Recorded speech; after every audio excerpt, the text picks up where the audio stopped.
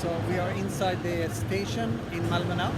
The trains here are run on green energy, like wind power, hydro, etc. There is a mark for it, a label that is proving it. This one, it says good environmental choice. And this environmental organization, that is a third party, checking those things.